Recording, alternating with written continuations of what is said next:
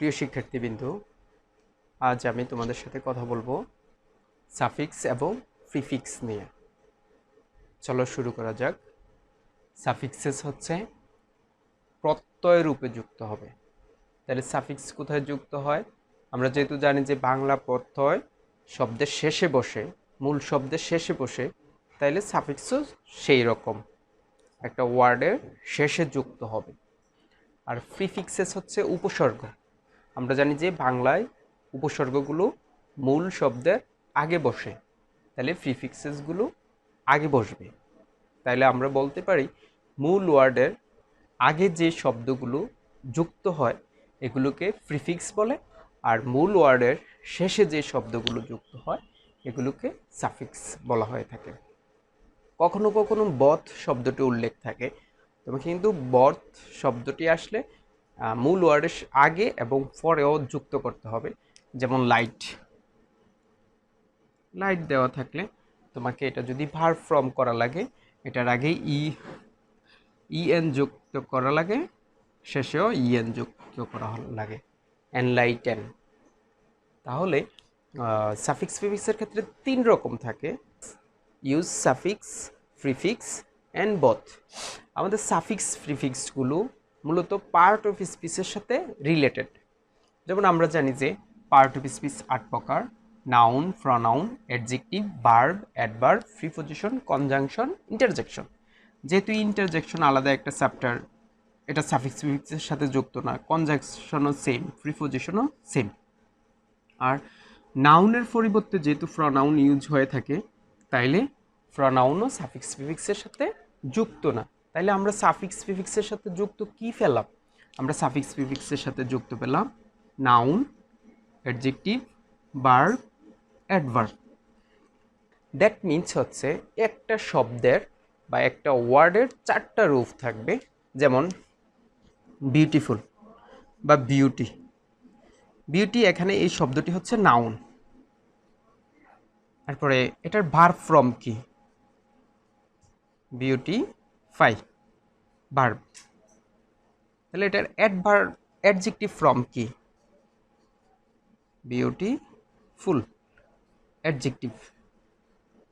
তাহলে এটার অ্যাডভার্ব রূপ কি? বিউটিফুললি, বিউটিফুললি। এটা হচ্ছে অ্যাডভার্ব।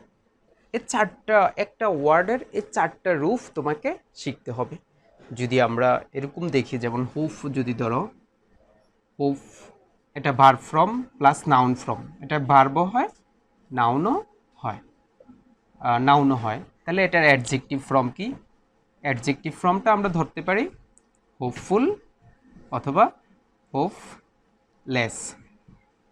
আর যদি এটা অ্যাডজেক্টিভ ফর্ম ধরে থাকে, তাহলে অ্যাডভার্ব ফর্ম কি? অ্যাডভার্ব ফর্ম হচ্ছে হোপফুলি অথবা হোপলেসলি, অ্যাডভার্ব ফর্ম। তাহলে তুমি এখান থেকে কি শিখতে পারছো? সাফিক্স প্রিফিক্স শিখতে হলে বা সাফিক্স প্রিফিক্স জানতে হলে তোমাকে মূলত প্রত্যেকটা ওয়ার্ডের 4টা ফর্ম থাকবে: noun form, verb form, adjective form, adverb form. এই বিষয়টা জানতে হবে। এই বিষয়টা জানার পরে তুমি কি করবা? যেমন এখানে এটা নাউন, এটা হচ্ছে ভার্ব, এটা হচ্ছে অ্যাডজেক্টিভ, এটা হচ্ছে অ্যাডভার্ব। কোথায় ইউজ করবা? তাহলে ধরো আমরা এখানে একটা এক্সাম্পল লিখে দিছি, beauty beautifies her beauty parlour beautifully. তাহলে আমরা দেখলাম যে যখন কোনো শব্দটা নাউন হয় বা সাবজেক্ট হয়, সাবজেক্টের জায়গায় সবসময় নাউন বা প্রনাউন হয়, নাউন বা প্রনাউন হয়। তাহলে যখন কোনো সেন্টেন্স শুরু হয় সাবজেক্ট দ্বারা, ওই সাবজেক্টের সবসময় কি হবে? নাউন হবে। আর টেন্সের গঠন অনুযায়ী নাউনের পরেই ভার্ব থাকে। তাইলে এখানে তোমাকে নাউনের ভার্ব ফর্ম বসাইতে হবে, বিউটিফাই। যেহেতু subject third person singular number, সেজন্য এস বা ইয়েসও যোগ করতে হবে। হার বিউটি পার্লার, এখানে এটা নাম চলে আসছে, এটাও নাউন ফর্ম। বিউটিফুললি, এখানে এটা আমরা অ্যাডজেক্টিভ হিসেবে দেখতে পাচ্ছি। তাহলে যেই শব্দটা তুমি ইউজ করবা, ওই শব্দটা স্থান ভেদে, মানে নাউনের জায়গায় আসলে নাউন ফর্ম, ভার্বের জায়গায় আসলে ভার্ব ফর্ম, অ্যাডজেক্টিভ বা অ্যাডভার্বের জায়গায় আসলে অ্যাডভার্ব ফর্ম ইউজ করতে হবে। তোমাকে সাফিক্স প্রিফিক্সের রুলসে যাওয়ার আগে মূল কাজ হচ্ছে তোমাকে ওয়ার্ডগুলো শিখে নেওয়া। আমরা ওয়ার্ড গঠন নিয়ে অন্য একটা ভিডিওতে কথা বলবো। চলো আমরা আজকে সাফিক্স প্রিফিক্সের কিছু বা রুলস দেখে আসি। প্রিয় শিক্ষার্থীবৃন্দ, চলো আমরা রুলসগুলো নিয়ে একটু আলোচনা করি। আমরা জানি যে যে কোনো সেন্টেন্সেরই সাবজেক্ট দ্বারা শুরু হবে, তারপরে ভার্ব থাকবে। ভার্ব বলতে এখানে প্রথমে অক্সিলারি ভার্ব, পরে আবার মূল ভার্ব থাকবে, অথবা মূল ভার্ব থাকবে, ভার্ব থাকবে। তাহলে আমরা ওই স্ট্রাকচারটা শুরুটা ঠিক রাখবো, শেষের দিকটা আমরা দেখব যে কিভাবে গঠন করা হয়। যেমন এখানে কোনো সেন্টেন্স যদি সাবজেক্ট দ্বারা শুরু হয়, তারপরে অক্সিলারি ভার্ব আছে, তারপরে মূল ভার্বের অবস্থান। এখন মূল ভার্বের অবস্থান অ্যাক্টিভও হতে পারে, প্যাসিভও হতে পারে। যদি অ্যাক্টিভে হয় তাহলে আমরা জানি যে অক্সিলারি ভার্ব থাকলে অক্সিলারি ভার্বের পরে ভার্বের সাথে আইএনজি বসে, কখনো কখনো ভার্ব 3 ফর্ম বসে। কিন্তু এখানে একটা শর্ত আমরা দিয়ে দিছি, বাই যুগে অবজেক্ট দেওয়া থাকবে। যখন কোনো সেন্টেন্সে তুমি দেখবে যে বাই যুগে অবজেক্ট দেওয়া আছে, তার মানে এখানে যে ভার্বটা আছে এই ভার্বটা B3 ফর্মে নিতে হবে। তাহলে এখানে দেওয়া আছে the work has been do by her. এই ডুটাকে তুমি কি করে নিতে হবে, ভার্বের 3 ফর্মে নিয়ে নিতে হবে, ডান। তাইলে সাফিক্স প্রিফিক্সের ক্ষেত্রে তুমি যখন দেখবা যে বাই যুগে অবজেক্ট দেওয়া আছে, প্যাসিভে লেখা আছে, তখন মূল ভার্বের 3 ফর্মে নিয়ে যাব। দ্বিতীয় নম্বর রুলসে দেখো, সাবজেক্টের পরে যে কোনো থাকবে, আর তুমি শেষের দিকে এসে দেখবে যে এখানে একটা অ্যাডজেক্টিভ আছে, আর অ্যাডজেক্টিভের পরেই আমরা জানি যে নাউন বসে। তোমাকে মনে রাখতে হবে যে অ্যাডজেক্টিভের পরেই যে শব্দটা থাকবে ওই শব্দটা সবসময় নাউন ফর্ম হবে। তাইলে এক্সাম্পল দেখো, teaching is a novel. Novel এখানে প্রফেস দেওয়া আছে, তাইলে তুমি এটার নাউন ফর্মে নিয়ে যেতে হবে। তাইলে এটার নাউন ফর্ম কি, প্রফেশন, SSION, প্রফেশন। তাহলে তোমাকে এটা নাউন ফর্মে রূপান্তর করতে হবে। দেন আসো 3 নাম্বার রুলসে, যখন কোনো সেন্টেন্স সাবজেক্ট প্লাস ভার্ব দ্বারা শুরু হবে, শেষের অংশটা দেখো, যখন দা আছে আর শেষে অফ দ্বারা দুইটা শব্দ যুক্ত থাকবে, অফের আগের অংশ নাউন হবে, অফের পরের অংশ নাউন হবে। তাহলে আমরা জানি যে কোনো ওয়ার্ড যদি অফ দ্বারা যুক্ত হয় তাহলে অফের আগের অংশ নাউন হবে, পরের অংশ নাউন হবে। তাহলে এখানে পরের অংশ মাইন্ড দেওয়া আছে নাউন ফর্ম, আর এখানে দেওয়া আছে কন্টেন্ট। তাহলে হ্যাপিনেস মিন্স দ্য কন্টেন্ট, কন্টেন্টের সাথে আমরা নাউন ফর্ম যোগ করব। এখানে কন্টেনশন হচ্ছে না, এখানে কন্টেন্টমেন্ট হচ্ছে, কন্টেন্টমেন্ট হচ্ছে। তাহলে তোমাকে মনে রাখতে হবে যে দা এর পরে যে শব্দটা থাকবে, ওই দুইটা শব্দ থাকবে, ওই শব্দগুলো যদি অফ দ্বারা যুক্ত থাকে, অফ দ্বারা যুক্ত থাকলে এটার আগের অংশ নাউন হবে, অফের পরের অংশ নাউন হবে। তাহলে happiness means the containment of mind. 4 number rules দেখো, যখন কোনো সেন্টেন্সে তুমি দেখবা যে নাউনের পরে চলে আসছে একটা শব্দ, তাহলে আমরা জানি যে নাউনের পরে যে শব্দটা আসবে, অবজেক্টের ক্ষেত্রে বলছি, নাউনের পরে যদি কোনো শব্দ চলে আসে এই শব্দটা সবসময় অ্যাডভার্ব হয়, আর নাউনের আগে আসলে অ্যাডজেক্টিভ হয়। নাউনের আগে আসলে অ্যাডজেক্টিভ হয়, আর নাউনের পরে আসলে এই শব্দটা অ্যাডভার্ব হয়। তাহলে এখানে আছে যেমন এটা হচ্ছে এই স্টুডেন্ট হচ্ছে subject, should auxiliary verb, read মূল ভার্ব। তাহলে এখানে বুকস আছে, তাহলে আমরা বুকস জানি যে এখানে নাউন ফর্ম। তাহলে বুকসের পরে যে শব্দটা আসছে ওটা হচ্ছে অ্যাডভার্ব ফর্ম। তাহলে এখানে রেগুলার দেওয়া আছে, প্রতিদিন অ্যাডজেক্টিভে দেওয়া আছে, এটাকে আমরা অ্যাডভার্ব করে নিব, রেগুলারলি। তাহলে তোমাকে মনে রাখতে হবে যদি বাই যুগে অবজেক্ট থাকে তাইলে এখানে ভার্বে যদি সাফিক্স প্রিফিক্স যোগ করতে হয় তাইলে মূল ভার্বের 3 ফর্মে নিতে হবে। এরপরে যদি অ্যাডজেক্টিভের পরে কোনো শব্দ থাকে তাহলে এটা নাউন ফর্মে রূপান্তর করতে হবে। এখানে যদি নাউনের অফ দ্বারা দুইটা শব্দকে যুক্ত করা হয় থাকে, অফের আগের শব্দটাও নাউন হবে, পরের শব্দটাও নাউন হবে। তারপরে কোনো সেন্টেন্সের শেষে যদি নাউন থাকে আর নাউনের পরে যদি সাফিক্স প্রিফিক্সটা চাওয়া হয়ে থাকে তাহলে ওই সাফিক্স প্রিফিক্সটা অ্যাডভার্ব হবে। প্রিয় শিক্ষার্থীবৃন্দ, তারপরে দেখো যদি সাবজেক্ট দ্বারা কোনো সেন্টেন্স শুরু হয়, তারপরে আমরা দেখলাম যে এখানে একটা দা দেওয়া আছে, দায়ের পরে যদি অ্যাডজেক্টিভ থাকে, আমরা জানি যে সুপারলেটিভ ডিগ্রির আগে দা বসে, তাইলে আমরা এখানে অ্যাডজেক্টিভটাকে সুপারলেটিভে রূপান্তর করব। যেমন ট্রুথফুলনেস ইজ দ্য গ্রেট দেওয়া আছে, এই গ্রেটটাকে আমরা গ্রেটেস্ট সুপারলেটিভ ডিগ্রিতে রূপান্তর করে দেব। ঠিক আছে, আগের রুলসে আমরা বলছিলাম অফের পরে নাউন ফ্রম বসে, যেমন ভার্সুস, এখানে নাউন ফ্রম ইউজ করা হয়েছে। 6 নম্বর রুলসে দেখো, নাউন অ্যাজ এ সাবজেক্ট। যখন সাবজেক্ট হিসাবে কোনো ওয়ার্ড বসে তখন এটাকে যেই ওয়ার্ডেই থাকুক, যদি অ্যাডজেক্টিভ থাকে, ভার্ব থাকে, তাহলে তোমাকে ওইটাকে নাউন ফর্মে রূপান্তর করতে হবে। যেমন এখানে অনেস্ট দেওয়া আছে অ্যাডজেক্টিভ ফর্মে, তাহলে এই অ্যাডজেক্টিভ ফর্মটাকে তোমাকে নাউন ফর্মে রূপান্তর করতে হবে। তাইলে অনেস্টের নাউন ফর্ম হচ্ছে অনেস্টি, শুধু ওয়াই যোগ করে দিলে হয়ে গেল। তাহলে honesty is the best policy. এরপরে দেখো টিচ দেওয়া আছে, এটা ভার্ব ফর্ম দেওয়া আছে। তাহলে ভার্ব ফর্মটাকে যেহেতু এটা সাবজেক্ট হিসেবে চলে আসছে, তাহলে তোমাকে এটা নাউনে রূপান্তর করতে হবে। তাহলে teach is a noble profession. তাহলে teacher is a noble profession হইতে পারে না, তাহলে তোমাকে এটার সাথে ভার্বটার সাথে কি করতে হবে, আইএনজি ইউজ করতে হবে। আমরা জানি যে যে কোনো ভার্বের সাথে আইএনজি যোগ করলে এটা নাউন ফর্মে রূপান্তর হয়ে যায়। তাইলে এখানে টিচের সাথে আইএনজি যোগ করা দেওয়াতে এটা নাউন ফর্মে রূপান্তর হয়ে গেল, teaching is a noble profession. তারপরে দেখো আবার টিচ শব্দটা চলে আসছে। তাহলে টিচটা যখন এখানে ভার্ব ওয়ার্ডে আছে, তাহলে যেহেতু সাবজেক্ট হিসাবে বসেছে, তাহলে তোমাকে এটা নাউন ওয়ার্ডে রূপান্তর করতে হবে। তাহলে আগেরটাতে টিচিং হয়েছে, কিন্তু এখানে টিচিং ইজ এ বিল্ডার্স হতে পারে না, তাহলে টিচটার থেকে তোমাকে নাউন ফর্মে রূপান্তর করতে হবে। তাহলে আমরা যদি টিচটাকে টিচার তৈরি করি, তাহলে teacher is A builders of a nation, কোনো জাতির একজন বিল্ডার্স হচ্ছে টিচার। তাহলে দেখো টিচ শব্দটাই আসলো, এটা নাউন হিসাবে টিচিংও হয়ে থাকে, টিচারও হয়ে থাকে।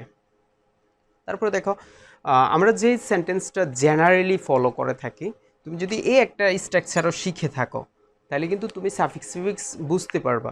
আমরা ভিডিওর শেষের দিকে এই সেন্টেন্সটার উপরে বিস্তারিত আলোচনা করব। যেমন সাবজেক্ট, সাবজেক্টের পরে ভার্ব থাকে, ভার্ব বলতে এখানে অক্সিলারি ভার্ব বা প্রিন্সিপাল ভার্ব থাকে। প্রিন্সিপাল ভার্বের পরেই অ্যাডভার্ব আসে, আর অ্যাডভার্বের পরে যদি কোনো ওয়ার্ড থাকে তাইলে সেটা অ্যাডজেক্টিভ থাকবে, আর অ্যাডজেক্টিভের পরে যদি আবার কোনো ওয়ার্ড থাকে তাইলে ওই ওয়ার্ডটা নাউন ফর্মে হবে। দ্যাট মিন্স এটা হচ্ছে সেন্টেন্সের সিকোয়েন্স। সাবজেক্টের পরে ভার্ব থাকবে, ভার্বের পরে নাউন থাকবে। যদি নাউনের আগে কোনো ওয়ার্ড থাকে তাহলে এটা অ্যাডজেক্টিভ থাকবে, যদি তার আগে কোনো ওয়ার্ড থাকে তাহলে এটা অ্যাডভার্ব হবে। আমরা এটা ভিডিওর শেষের দিকে বলে দিচ্ছি। যেমন এখানে হি ইজ আছে ইউজুয়াল লেট কামার, তাহলে ইউজুয়াল যেহেতু এখানে এটা অ্যাডজেক্টিভ, অ্যাডজেক্টিভের আগে অ্যাডভার্ব বসে, তাহলে আমরা এটা ইউজুয়ালি লিখে দেব, হি ইজ ইউজুয়ালি লেট কামার। প্রিয় শিক্ষার্থী, সাবজেক্ট এরপরে যদি অক্সিলারি ভার্ব থাকে, তারপরে ভার্বটা অ্যাক্টিভে মানে টেন্সের স্ট্রাকচার অনুযায়ী কখনো কখনো ভার্বের সাথে আইএনজি হয়ে থাকে। তাহলে যেমন দে আর, এখানে ভার্বটা খালি রাখা হয়েছে, এটাকে যদি সাফিক্স প্রিফিক্স হিসেবে দেওয়া থাকে তাহলে তুমি এখানে ভার্বের শেষে কি যোগ করতে হবে, আইএনজি যোগ করতে হবে। They are playing cricket in the field, যেহেতু এখানে সাবজেক্ট দ্বারা শুরু হচ্ছে তাইলে এটা অ্যাক্টিভ ভয়েসে আছে, আর অ্যাক্টিভ ভয়েসে যেহেতু অক্সিলারি ভার্ব আছে, অক্সিলারি ভার্ব আসলে ভার্বের শেষে আইএনজি যোগ করতে হবে। তারপরে দেখো সাবজেক্টের পরে যদি মডেল অক্সিলারি ভার্ব আসে, মডেল অক্সিলারি ভার্ব আসে, আর আমরা জানি যে মডেল অক্সিলারি ভার্বের পরে ভার্বের ওয়ান ফ্রম বসাতে হবে। তাহলে দেখো এক্সাম্পলটা, অ্যান স্টুডেন্ট শোড এখানে মডেল অক্সিলারি ভার্ব। তাহলে রিচ দেওয়া আছে, রিচের ভার্ব ফ্রম খুঁজে বের করতে হবে। রিচ এখানে ধনী বোঝাচ্ছে, দ্যাট মিন্স অ্যাডজেক্টিভ, তাহলে ওইটাকে তুমি ভার্ব ফ্রমে নিয়ে আসতে হবে। তাহলে রিচের ভার্ব ফ্রম কি, এনরিচ, এনরিচ লিখতে হবে। হিজ নলেজ, সাবজেক্ট হিসেবে যদি পসেসিভ ফর্ম আসে তাহলে পসেসিভ ফর্মের পরের শব্দটা নাউন ফর্ম বসাইতে হবে। তাহলে আমরা এখানেও দেখতে পাচ্ছি পসেসিভ ফর্ম হিজের পরে নলেজ আসছে, তার জ্ঞান। এখানেও যদি দেখি আওয়ারের পরে নাউন ফর্ম আসছে এগ্রিকালচার। সেম এখানে দেখো আওয়ার দেওয়া আছে, আওয়ারের পরে ডেভেলপ দেওয়া আছে, our develop depends on our agriculture. তাহলে এই ডেভেলপটাকে তুমি নাউন ফর্মে রূপান্তর করতে হবে। তাহলে ডেভেলপের নাউন ফর্ম কি, ডেভেলপমেন্ট। তাহলে হয়ে গেল our development depends on our agriculture. That means পসেসিভের পরে সর্বদা নাউন ফর্ম বসাইতে হবে।